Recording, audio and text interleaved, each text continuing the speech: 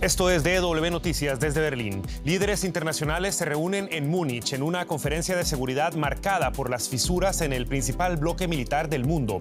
Alemania llama a Estados Unidos a restablecer la cooperación transatlántica sacudida hasta sus cimientos por la administración de Donald Trump. Estos son nuestros titulares.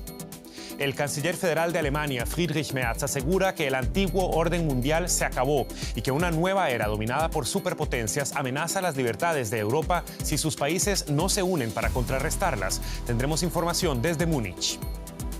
Además, Rusia anuncia una nueva ronda de conversaciones con Ucrania el 17 y 18 de febrero en Ginebra. Las negociaciones serán lideradas por Estados Unidos y dejan por fuera una vez más a los aliados europeos de Kiev. Y Estados Unidos envía un cargamento con toneladas de medicamentos a Venezuela. El gesto humanitario de Washington llega mientras Donald Trump anuncia que viajará a Caracas luego de catalogar como excelente el desempeño de Delcy Rodríguez al mando del país.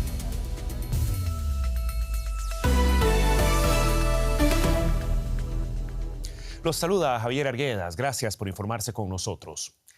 En la capital del estado de Baviera, en el sur de Alemania, arrancó este viernes la Conferencia de Seguridad de Múnich, que reúne a unos 60 líderes mundiales.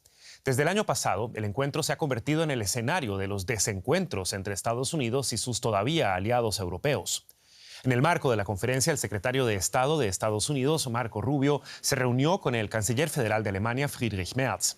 Hablaron de cadenas de suministro, el fin de la guerra entre Rusia y Ucrania y el fortalecimiento de las relaciones entre Berlín y Washington.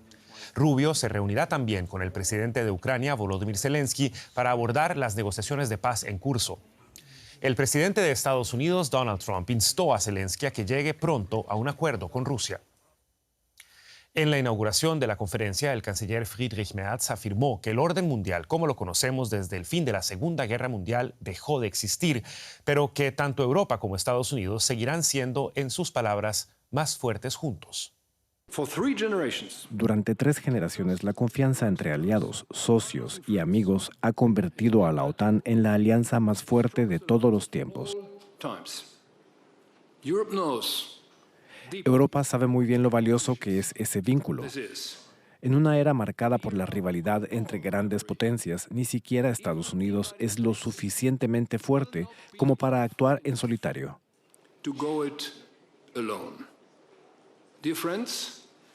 Formar parte de la OTAN no es solo una ventaja estratégica para Europa, también lo es para Estados Unidos. Por eso el llamamiento es claro: reparar y revitalizar juntos la confianza transatlántica. Los europeos estamos cumpliendo con nuestra parte.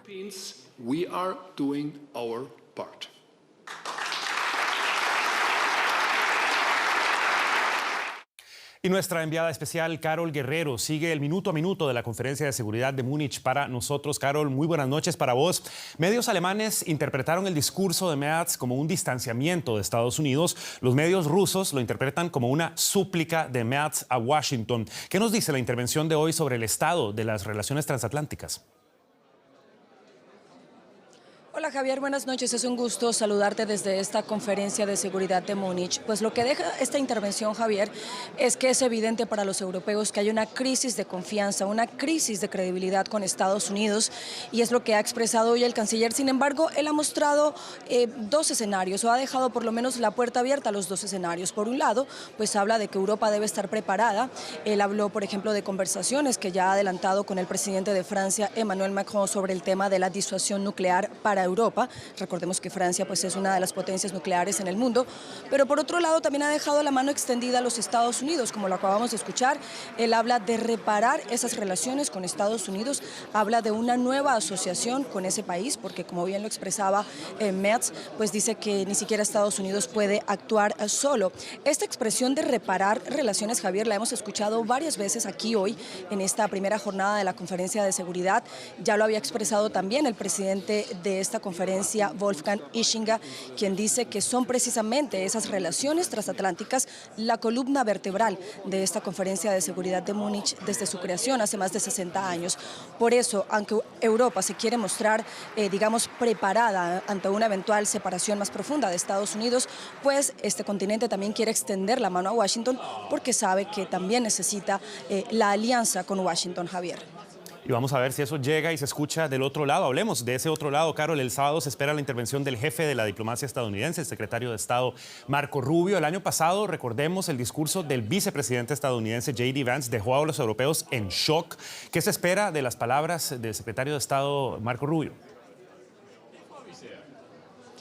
Bueno, la verdad es que todavía no ha logrado filtrarse nada de lo que pueda expresar mañana el secretario de Estado Marco Rubio, pero obviamente, Javier, como te podrás imaginar, y a raíz de lo ocurrido el año pasado con J.D. Vance, pues hay mucha expectativa aquí en esta conferencia de seguridad. Sin embargo, por ahora lo que hemos visto son como algunas señales de que las cosas pues pueden estar mejor, o por lo menos es lo que muchos esperan. Hace algunas horas hubo un encuentro entre el canciller federal de Alemania, Friedrich Merz, y Marco Rubio, un encuentro que según ha reportado el ministro de Exteriores de Alemania, Johann Wadephul, pues ha terminado bastante bien. Él dice que se habló de tener una OTAN fuerte, una Europa fuerte, y que el encuentro pues ha transcurrido de manera muy cordial. Además, también habrá un encuentro de Rubio con la primera ministra de Dinamarca, con Mette Frederiksen, que recordemos pues ha sido uno de los temas más tensionantes entre Estados Unidos y Europa, ya que pues recordemos Groenlandia le pertenece a ese país.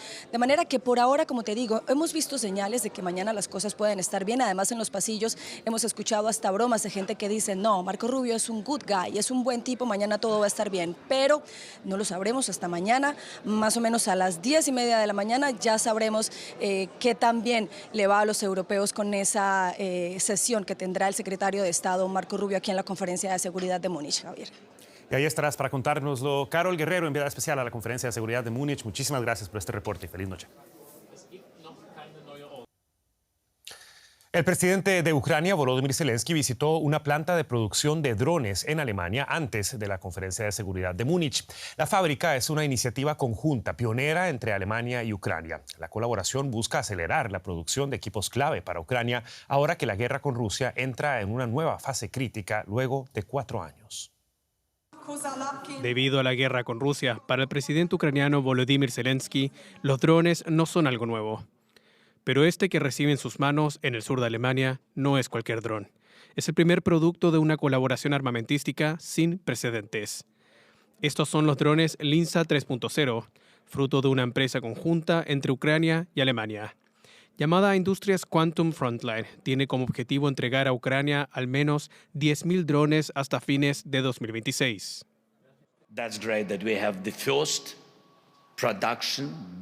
Es muy bueno que tengamos la primera producción, una gran coproducción en Europa. Y creo que hoy obtuvimos excelentes resultados. Vimos drones reales. Será muy útil, en primer lugar, para los soldados ucranianos que son personas heroicas por su trabajo en el frente. Dan su vida.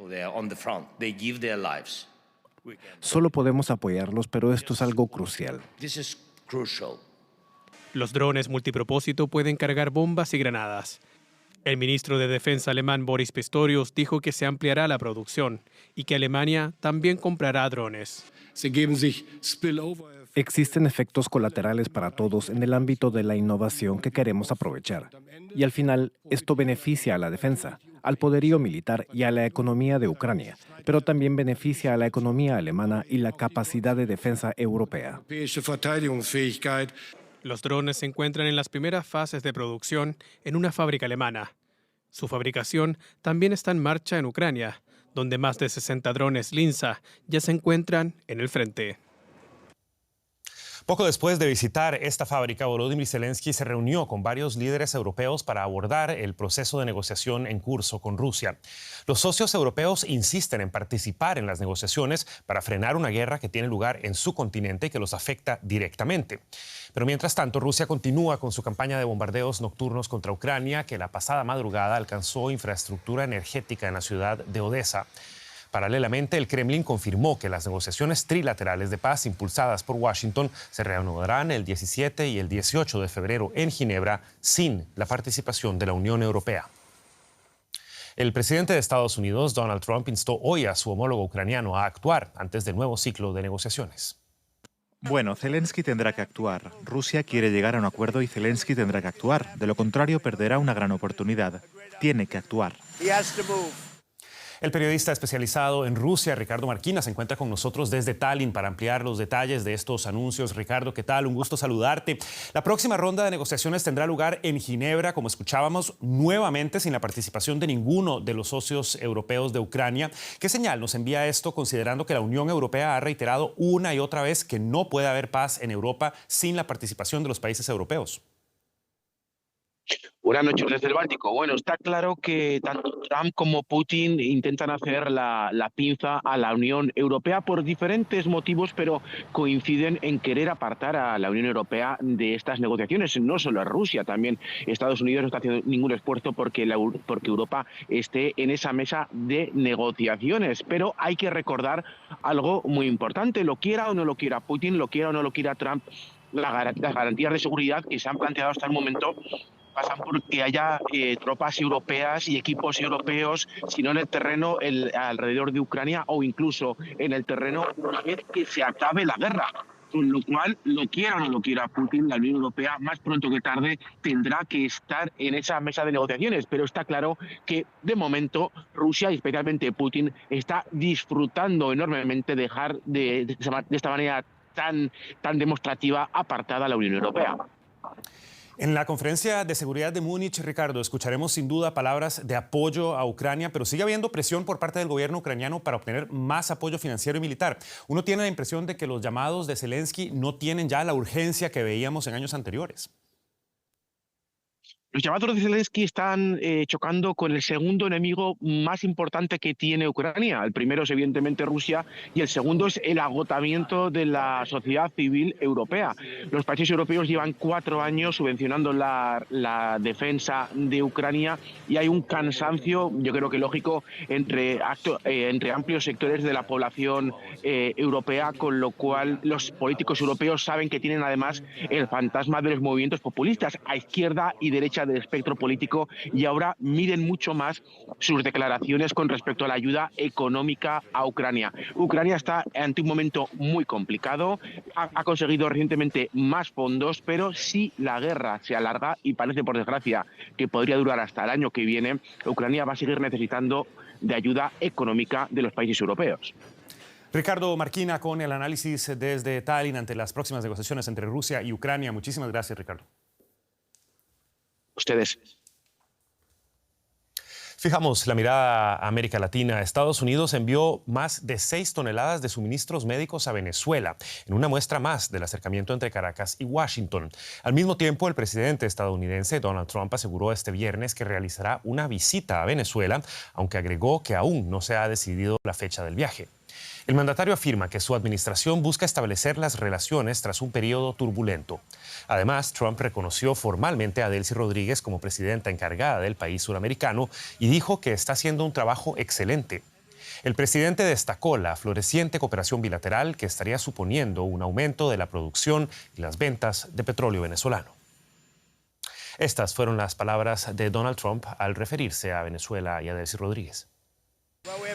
Tenemos una muy buena relación con la presidenta de Venezuela. Como saben, estamos cooperando muy estrechamente. Nuestras grandes empresas petroleras están entrando en el país. Van a extraer el petróleo y venderlo por mucho dinero.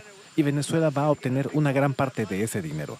Diría que la relación que tenemos ahora mismo con Venezuela tiene la nota más alta. Y los mayores beneficios serán de los ciudadanos de Venezuela. La periodista Elizabeth Hostos nos acompaña a esta hora desde Caracas para ampliar el detalle de estas informaciones. ¿Qué tal, Elizabeth? Un gusto saludarte. Trump llama a Delcy Rodríguez excelente y una visita oficial sería la máxima legitimación que se le puede otorgar. ¿Se puede dar ya por descartado que Venezuela vea un fin del chavismo, como lo esperaban millones dentro y fuera del país? Gracias, Javier. Un saludo especial para ti también. En la sección civil que está gobernando Venezuela es evidente que el chavismo como lo conocíamos anteriormente ya no existiría porque hay una estrecha relación con los Estados Unidos. Recordemos que Hugo Chávez y Nicolás Maduro eran líderes antiimperialistas y antiamericanos. Habría que saber la reacción del sector militar que también gobierna en Venezuela que son aliados de Chávez ideológicamente y que irían ante la visita de Donald Trump. Y en todo caso, Javier, el pueblo de Venezuela podrá definir si el chavismo continúa o si fue sepultado o sería sepultado en elecciones libres, abiertas y competitivas, colega. Estas noticias, Elizabeth, de seguro habrán sido seguidas muy de cerca por María Corina Machado y sus colaboradores. ¿Qué reacciones has conocido de la oposición venezolana? Sí, hasta el presente María Corina Machado no se ha pronunciado en relación con la posible visita de Trump a Venezuela, tampoco líderes de la oposición, pero sí hemos contactado a analistas políticos independientes y a grupos de defensa de los derechos humanos quienes señalan que sería muy positivo que Donald Trump viese en Venezuela in situ la situación de violación de los derechos humanos a los presos políticos, la situación de los partidos políticos proscritos, el tema electoral, cómo acá no se pueden celebrar unas elecciones limpias, abiertas y competitivas, además del tema económico y energético que priva la relación entre Caracas y Washington, algo impensable hasta hace un par de meses, colega.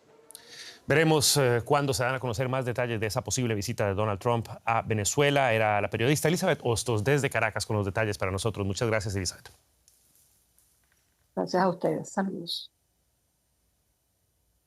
Bueno, ya Elizabeth lo mencionaba, las relaciones económicas son las que priman en ese vínculo de Estados Unidos y Venezuela. Por eso está Belén Palancar con nosotros con la actualidad económica que también afecta a Venezuela en este caso. Así es, Javier, ya lo comentabas antes y vamos con esa noticia, y es que Estados Unidos ha relajado aún más las reglas para que empresas extranjeras extraigan petróleo en Venezuela. Tras la captura de Nicolás Maduro, Washington avanza en su plan de aprovechar las riquezas petroleras del país.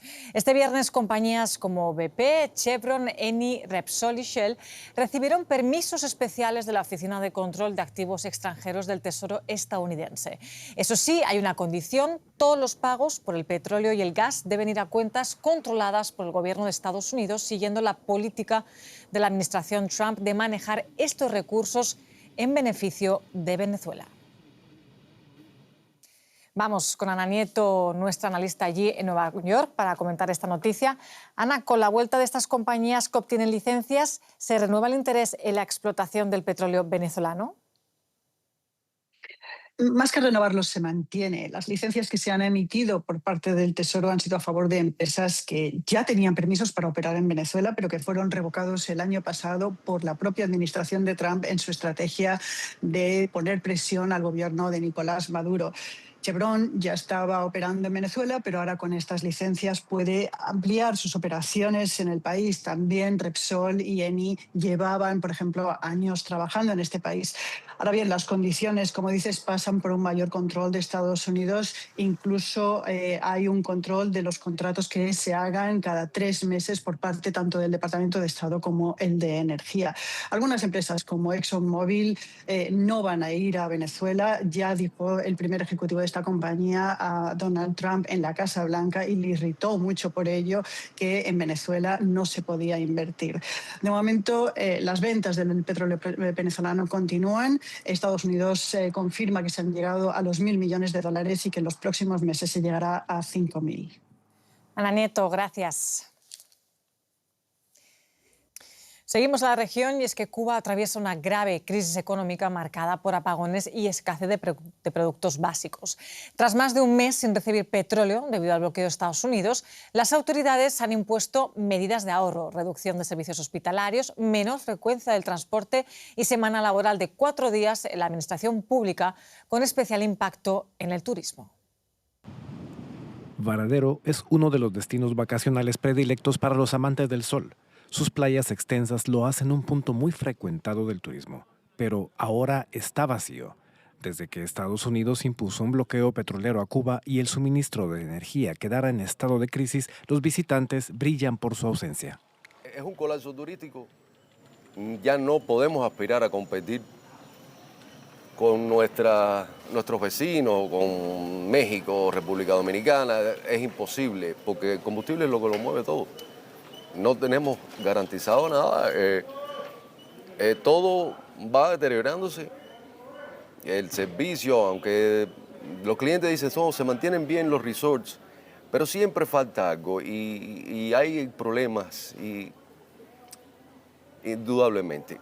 El turismo en Cuba es uno de los sectores más importantes. Genera no solamente divisas, sino que también muchos empleos dependen del comercio con los visitantes, como el del taxista Jorge Fernández. A la vez falta de combustible perjudica al turismo también. Más todo el problema que hay ahora aquí en Cuba con la crisis esta que hay, que imagínate. Y todo al final es por cuenta de la falta de diálogo entre los dos gobiernos de Estados Unidos. De hecho, estamos en plena temporada alta. Mientras en otras partes hace mucho frío, aquí en febrero es posible disfrutar del calor, algo que los turistas canadienses valoran mucho. Espero que sea algo temporal, porque los cubanos realmente necesitan el turismo y sé que los canadienses desempeñan un papel importante en ello. Así que sí, espero que sea solo algo temporal. Frente a la costa, cargueros mexicanos. Ese país era hasta hace poco el mayor proveedor de petróleo para Cuba, luego de que Washington suspendiera las entregas desde Venezuela. Pero ahora México tampoco les envía petróleo, algo que agrava la crisis en la isla. Dado que Cuba ya no puede recargar combustible a los aviones, las líneas aéreas internacionales han limitado sus conexiones o las suspenden del todo. Como Air Canada, la aerolínea envía actualmente solo aviones vacíos a Cuba para traer de vuelta a miles de turistas. Creo que es muy triste y el pueblo cubano no se merece esto. Necesitan el turismo, es lo que sustenta a la gente y creo que todo lo que está haciendo Donald Trump no es bueno. Para los cubanos que ya luchaban desde hace años con una crisis económica, la caída del turismo es un duro golpe. Hasta aquí la economía, pero seguimos en Cuba ahora con una tragedia que ha ocurrido hoy, Javier. Otro duro golpe justo en estos momentos, Belén. Un incendio se desató la tarde de este viernes en una refinería de petróleo de la bahía de La Habana. Las autoridades cubanas no han informado por el momento de las causas ni el alcance del siniestro, que afecta a una de las 3 únicas refinerías del país. Se desconoce si el incendio provocó daños personales, aunque al parecer el fuego perdió intensidad rápidamente.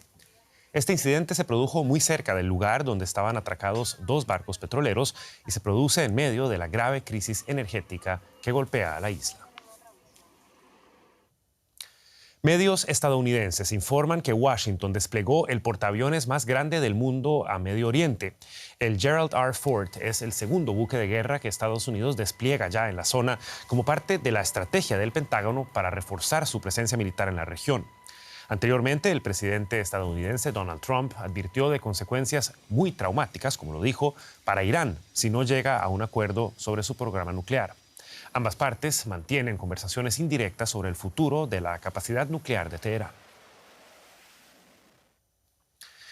Y Donald Trump también anunció que pondrá fin a la campaña de represión migratoria de su administración en el estado de Minnesota. La Casa Blanca aseguró que aunque esta ola de operativos termine, la aplicación de las leyes de inmigración en ese estado no se detendrá. La operación dejó detenciones masivas y la muerte de 2 manifestantes, lo que desató tensiones y protestas. Alrededor de 3.000 agentes federales fueron desplegados en el estado, superando en número a la policía local. La retirada se produce en un contexto de creciente desaprobación de las políticas migratorias de línea dura de Trump entre los ciudadanos estadounidenses. Una ofrenda en memoria de Renee Good en Minneapolis, una de las 2 personas asesinadas por agentes federales en enero. Los vecinos sienten alivio por la salida de miles de agentes, aunque el dolor y la ira siguen presentes. Es difícil hablar de aspectos positivos, pero algo increíble que ha surgido de todo esto es la fuerza de nuestra comunidad y el nivel de organización que hemos logrado, que ha sido realmente impresionante. Espero que eso no desaparezca cuando termine esta oleada y que también pueda inspirar a otras comunidades del país. Frente a un centro de detención federal, un grupo de manifestantes responde con escepticismo. No lo creemos, vamos a estar aquí hasta que lo demuestren, hasta que dejen de conducir esos todoterreno de la Gestapo por nuestras calles, secuestrando y asesinando a nuestros vecinos. Mientras eso no termine, no lo creeremos. No confiamos en ellos. ¿Por qué deberíamos confiar en alguien que miente? Algunos políticos locales comparten esas dudas. Lo creeremos cuando lo veamos. ¿Y a dónde van a ir? Irán a otras ciudades y aplicarán las mismas tácticas inconstitucionales que usaron en Minneapolis. Por eso no vamos a parar hasta que todo este sistema desaparezca. El responsable de seguridad fronteriza de Trump adelantó nuevas acciones. Y para cumplir la promesa del presidente Trump de reforzar la seguridad fronteriza y llevar a cabo deportaciones masivas, los agentes que participaron en esta operación volverán a sus puestos o serán enviados a otros lugares para lograr ese objetivo. Según las autoridades, más de 4.000 personas fueron arrestadas en la operación de varias semanas en Minnesota, presuntamente inmigrantes indocumentados, pero las tácticas agresivas provocaron indignación en la ciudad, que suele adoptar un enfoque más moderado en materia de inmigración. Mientras los agentes fuertemente armados enviados por Trump se preparan para marcharse, aumenta el temor de que escenas como estas puedan repetirse pronto en otra ciudad de Estados Unidos. Y es tiempo de hacer un repaso de otras noticias que estamos siguiendo para ustedes a esta hora. El Tribunal Superior de Reino Unido dictaminó que la decisión del gobierno de prohibir el grupo de protesta Palestine Action por considerarlo una organización terrorista fue ilegal. Los jueces afirmaron que la clasificación viola el derecho de la libertad de expresión y de reunión de la Red Pro-Palestina. Sin embargo, el tribunal señaló que seguirá vigente esa prohibición hasta que se resuelva el recurso de apelación. Fuertes lluvias en Málaga, en el sur de España, obligaron a la presa de Los Caballeros a desembalsar agua por primera vez en más de un siglo. Los residentes de la zona, que fueron trasladados como medida de precaución, han podido finalmente volver a sus casas. Lluvias inusuales azotan la península ibérica desde octubre, donde se registran precipitaciones un 38% superior al promedio. Y las autoridades de la ciudad de Roma ordenaron el corte de 12 pinos a lo largo de los foros imperiales cerca del Coliseo Romano. 3 personas resultaron heridas el mes pasado cuando un pino de la zona se desplomó. Los análisis posteriores revelaron que 1 de cada 3 árboles en dicha zona tenía riesgo de caída. Y antes de irnos, muchas regiones de Asia se están preparando para las próximas festividades del Año Nuevo Lunar. En China, la principal estación de tren de Pekín está llena de gente, ya que millones de personas comienzan su viaje anual de regreso a casa para las vacaciones. La festividad, que se celebra en todo el este y el sureste asiático, marca el comienzo de un nuevo año en el calendario lunar. Las autoridades esperan un número récord de pasajeros, ya que muchas personas cruzan el país para reunirse con sus familias, en lo que a menudo se denomina una de las mayores migraciones anuales del mundo. Este año marca el comienzo del Año del Caballo. Y con esto llegamos al final de esta edición de DW Noticias, no sin antes recordarles que pueden mantenerse al tanto de la actualidad en dw.com y seguirnos en redes sociales buscando DW Español. Los acompañó Javier Arguedas junto a todo el equipo que trabaja para ustedes aquí en Berlín. Gracias por su compañía y hasta la próxima. Que la pasen bien.